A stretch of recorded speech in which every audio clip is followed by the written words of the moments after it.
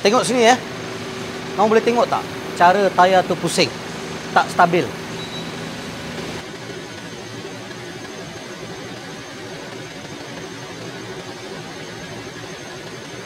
Okay guys, so problem ni belum jadi masalah yang besar lagi lah. Sebab forklift ni baru balik daripada rental. So sekarang kita nak buat final testing untuk hantar ke lagi satu tempat untuk rental.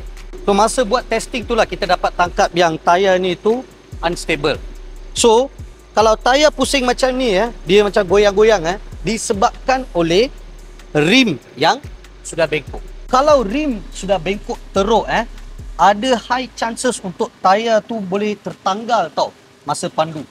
So kita kena selalu pastikan condition rim dengan tayar tu sentiasa bagus. Sekarang untuk settlekan masalah ni, kita perlu dismantle tayar, press out dia punya rim dan hantar untuk repair dekat engineering company lah. Kalau tak boleh buat engineering untuk repair, kita terpaksa untuk tukar satu set rim yang baru. Problem rim bengkok ni disebabkan oleh driver yang pakai forklift tu secara kasar. So apabila dia orang kena lubang ataupun pothole lah dengan impact yang kuat, boleh menyebabkan rim forklift tu bengkok.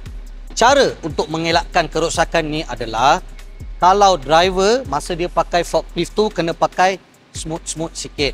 Okay, tapi I pun tahulah driver semua rushing nak habiskan trip, nak clear container tu memang dia nak buat kerja dengan cepat. Tapi kalau boleh, walaupun pandu laju tak apa, tapi jangan masukkan ataupun kena lubang-lubang ataupun pothole untuk avoid damages macam ni. Okay guys, itu saja untuk hari ini. Harap video ni dapat membantu anda. Jumpa lagi and see you soon.